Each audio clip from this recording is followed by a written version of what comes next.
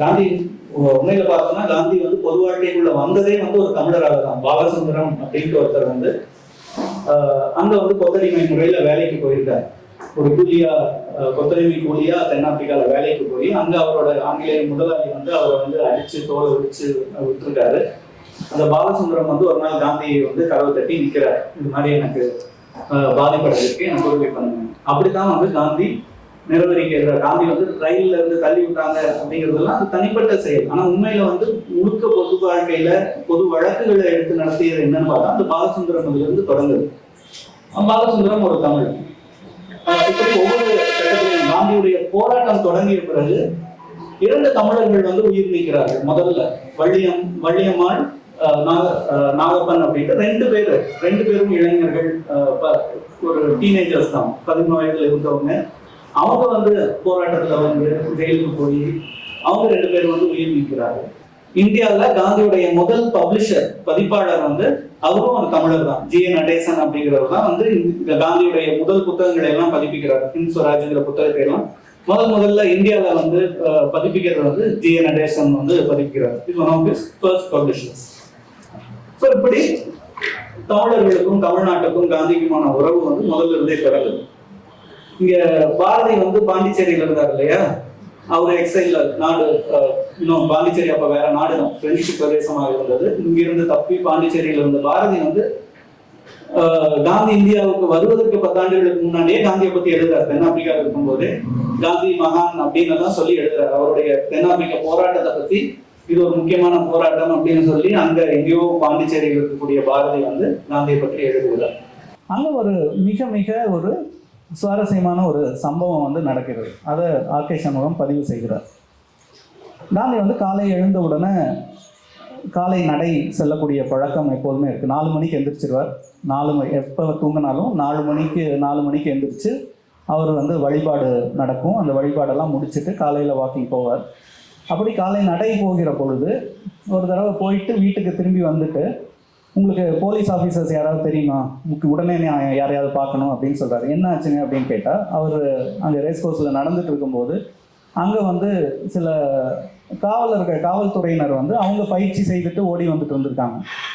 அந்த சமயத்தில் எண்ணெய் விற்றுட்டு ஒருத்தர் வந்து வண்டியில் எண்ணெய் விற்றுட்டு போயிருக்காரு. அந்த காலத்தில் எண்ணெய் வந்து வண்டியில் வச்சு விற்றுட்டு போயிருக்காங்க. அந்த எண்ணெய் விற்றுட்டு போகும்போது யாரோ ஒரு காவலர் வந்து எண்ணெயை வந்து தட்டி விட்டுட்டார். தட்டி விட்டதோடு இல்லாமல் பலரும் வந்து அதை பார்த்து சிரிச்சிருக்காங்க. இதை வந்து காந்தி பார்த்துட்டார்.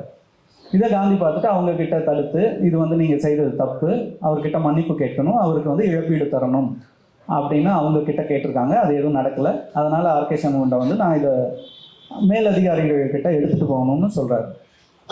அப்போ இருந்த மேலதிகாரி ஒரு ஆங்கிலேய மேலதிகாரி தான் இருந்திருக்கார், தலைவர், காவல்துறை தலைவராக இருந்திருக்கார். அவர்கிட்ட ஆர்.கே. சண்முகம் போய் பேசுகிற பொழுது முதல்ல அவர் வந்து மறுத்திருக்கார். இல்லை, இதுக்கெல்லாம் நாங்கள் வந்து மன்னிப்பு கேட்க முடியாது அப்படின்னு. பிறகு சரி, நீங்களே வந்து காந்தியை பாருங்கள், என்னால் அவரை சமாதானப்படுத்த முடியாது, நீங்களே வந்து காந்தியை பாருங்கள் அப்படின்னு சொல்லி காந்திகிட்ட அந்த மேலதிகாரியை வந்து அழைத்துட்டு வந்து விட்டுருக்கார். அவர் ஒரு 10 நிமிஷம் காந்தியிடம் உரையாடிய பிறகு உடனே மனம் மாறி மன்னிப்பு கேட்பதற்கு ஒப்புக்கொள்கிறார். அந்த எண்ணெய் வியாபாரி அங்கே தான் இருந்திருக்கார். மன்னிப்பு கேட்டு தன்னுடைய சொந்த காசவை இழப்பீடாகவும் கொடுத்திருக்கிறார்.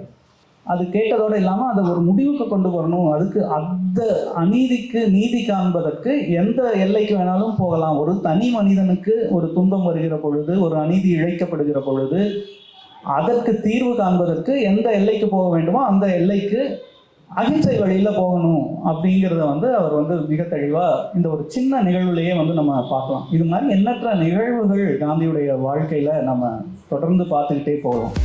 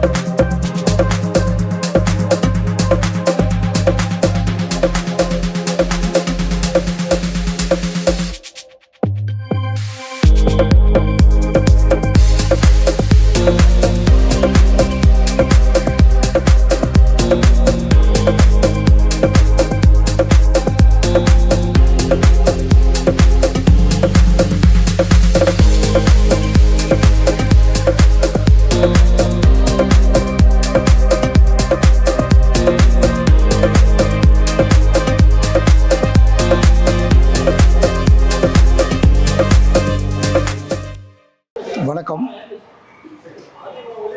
கோயம்புத்தூர் விழாவின் 2வது நாளாக இந்த ஒருமை பயணம் என்ற நிகழ்ச்சியை வானவராயர் ஃபவுண்டேஷன், மகாலிங்கம் தமிழாய்வு மையம், குமரகுரு பன்முக கலை அறிவியல் கல்லூரி 3ம் இணைத்து இந்த நிகழ்ச்சியை நடத்தி கொண்டிருக்கிறது.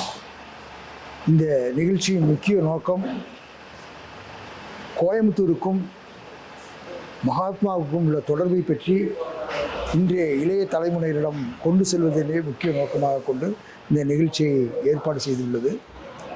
இந்த நிகழ்ச்சியில் மதிப்புக்குரிய காந்தியவாதி திரு கண்ணன் அவர்கள் கோயம்புத்தூரில் காந்தி எப்படி வந்தார், எப்போது வந்தார், எத்தனை முறை வந்தார், ஒவ்வொரு முறைக்கும் வந்ததுக்கு முதற் காரணம் என்ன, அதனுடைய கரு என்ன, அந்த கருவில் ஏற்பட்ட விளைவுகள் என்ன, மற்றும் அந்த நிகழ்ச்சிகளில் கலந்து கொண்டவர்கள் யார் யார், அதற்கு முக்கிய பங்காற்றியவர்கள் யார் யார் என்ற ஒரு பெரும் விளக்க உரையை அருமையாக நிகழ்த்தினார். காந்தியம் எப்படி இந்த சமுதாயத்தை எடுத்து செல்லும், மாணவர்கள் எப்படி இதை எடுத்துக்கொள்ள வேண்டும், கை கொள்ள வேண்டும் என்ற ஒரு பெரிய விளக்கத்தை, ஒரு அருமையான விளக்க உரையை ஆற்றினார். அந்த விதத்தில் இந்த நிகழ்வு மாணவர்களுக்கும் மற்ற இளைய சமுதாயத்திற்கு ஒரு நல்ல நிகழ்வாகவே அமைந்திருந்தது என்பது கூறலாம். இன்னைக்கு வந்து கோவை விழாவோட ஒரு நிகழ்வாக வந்து போத்தனூரில் இருக்கிற காந்தி நினைவகத்துக்கு வந்திருந்தோம். காந்தி அவர் சுதந்திர போராட்ட காலகட்டத்தில் இங்கே தங்கியிருக்காரு. அந்த நினைவாக வீட்டை நினைவகமாக மாற்றிருக்காங்க. நல்லா மெயின்டைன் பண்ணிட்டுருக்காங்க. காந்தியோட பிலாங்கிங்ஸ் எல்லாம் வச்சுருக்காங்க. அது எல்லாமே பார்த்தோம். அதுபோக காந்தியோட வாழ்க்கை வரலாறு ஃபோட்டோ கேலரியாக செட் பண்ணியிருக்காங்க. அது படித்து தெரிஞ்சுக்கிறத விட பார்த்து தெரிஞ்சுக்கிறது ரொம்ப எளிமையாக இருக்கும். அப்படிங்கிறனால அது ரொம்ப யூஸ்ஃபுல்லாக இருந்துச்சு. முன்னெடுப்புகள் மூலமாக அதை எல்லாரும் தெரிஞ்சுக்கணுங்கிறதுக்காக இந்த மாதிரி சில முன்னெடுப்புகள் எடுத்திருக்காங்க. ரொம்ப பாராட்டப்பட வேண்டிய விஷயம். மியூசியம் ரொம்ப அருமையாக இருந்துச்சு.